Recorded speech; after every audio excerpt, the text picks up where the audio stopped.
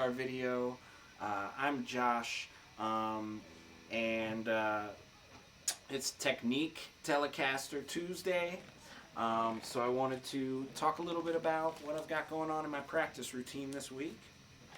I always write it down in this little notebook. That's what I wrote. If you've been following these, you'll notice I kind of smushed my typical 1 and 2 exercises together. I just noticed they were kind of doing the same thing for me in my routine every week, so I just kind of put them together, and I'm specifying I'm working on my dominant 7 flat 5s.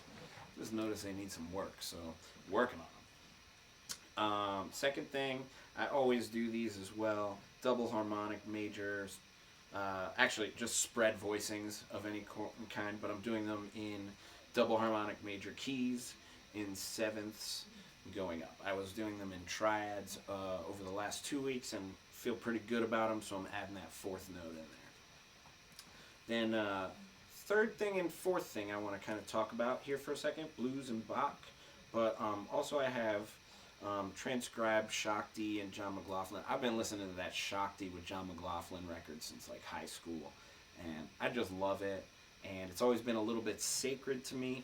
Like, I don't want to touch it because it'll ruin it, but I've been learning a lot of things lately that I felt that way about, and it always makes it actually better instead of ruining it. So I think I'm just gonna go there with this stuff because it's gonna help me, and I wanna take what they have to teach me. And then number 6 is kind of tied in with that, is to learn some Indian classical theory. I had some trusted friends recommend a few channels to check out, so I'm just going to be kind of watching that as I'm transcribing. But yeah, mainly I wanted to talk about number 3 and number 4, blues and Bach, because I do those every week, and they're one of the most important parts of my practice routine. They really help with a lot of things. So here's what I do with Bach. I actually have this book. I have my Bach book. 6 great secular cantatas in full score here.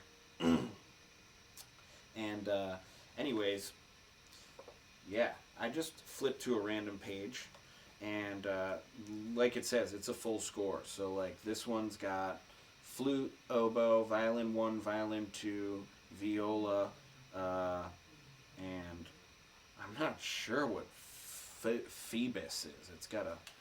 This one's got a Phoebus on it. If somebody knows what that is and you want to leave me a comment, I'm glad to be corrected.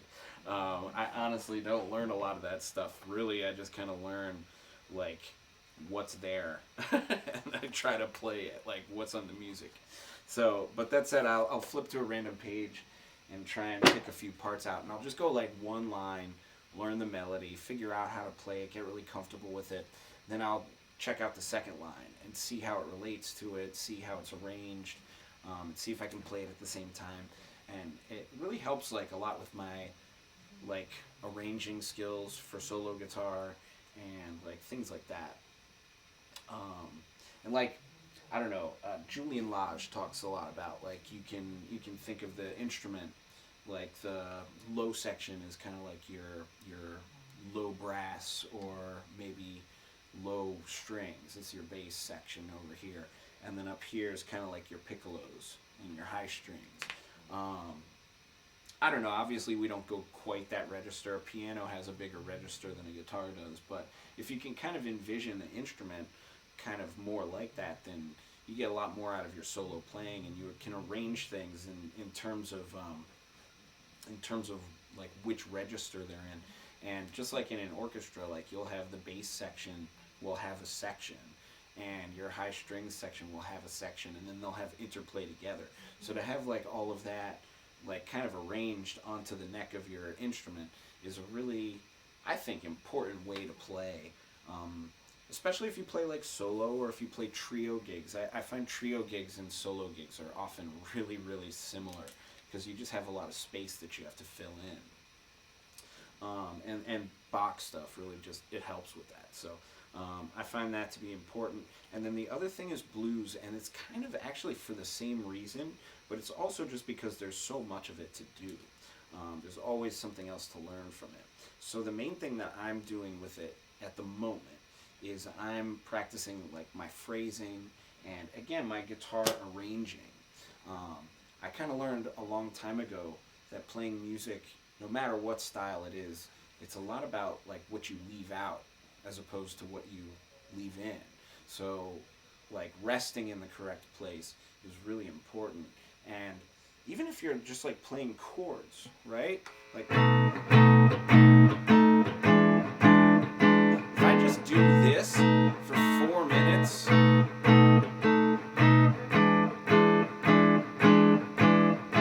don't get me wrong, I'll do that for 4 minutes and I'll have a great time. But if you, as a listener, if I'm only giving you that, it gets like a little bit redundant. So you want to break that up. And it's the same thing with soloing. If I just give you this, again, 4 minutes.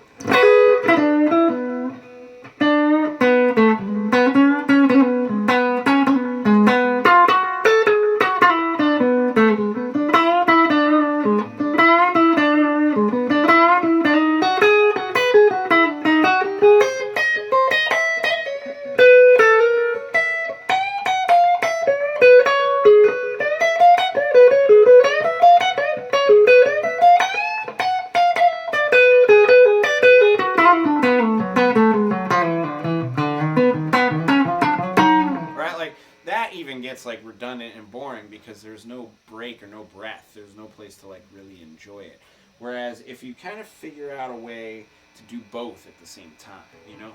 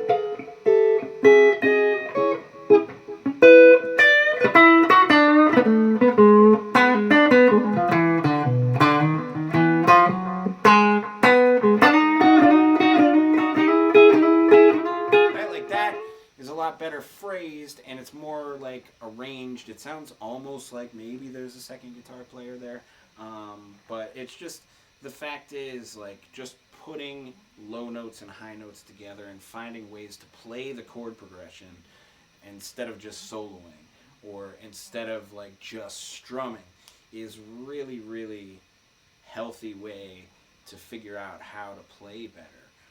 And it doesn't have to be a blues. Sometimes I change it up and just play rhythm changes or like blue bossa changes, for goodness sake. You know, like just hey, let's do giant steps changes one day. You know,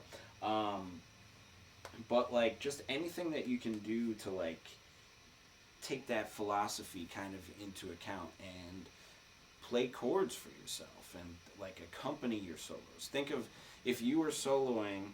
Like, how would you want your solo to be accompanied? Like, how would you want a piano player to play chords on there? You know, if you can kind of think of those things in your arranging, it's just really good for it. But again, for blues, there's so much you can do. So, like, when I get tired of doing this, what I'm going to do is I'll transcribe some blues that I haven't done before. Albert Collins is kind of a new guitar player to me, so I'll probably go into that territory a little bit more. It's good for anybody to do that. There's so much blues out there. You could practice playing in a different groove. You could practice playing in different keys if you're trying to learn the neck of your instrument. It's just, there's so much that you can do with blues. So it's become a really integral part of my routine, so it's always in there. And yeah. That's why I always have Bach. That's why I always have blues. It helps with my musicality. It helps with my phrasing. It helps with my orchestration. It helps with my arranging. It helps with everything. So hopefully that stuff is helpful for you. I do these little practice routines so that you can see like maybe what you might be inspired to practice yourself. I think it's helpful for any player, no matter what level, to put together just like a program for yourself. Like, I would like to get good at this. Here's a step along the way that I need to take, and this is the date, and this is the week that I'm doing it. Boom. You know, so that's you know, anybody who's working on anything ever, I think that's a good process. So get yourself a notebook, write it down, track your progress, make sure it's always going forward just a little bit, and I think that's always a good thing. I'm going to play my way out, but again, please like and subscribe, and do join me at MusicMakerLessons.com. Get some free resources. There's a link in the description for that. I'll see you guys next time. I am going to take a little break over the next week. It's Thanksgiving, but I'll see you guys again on Monday. Cheers. Take it easy.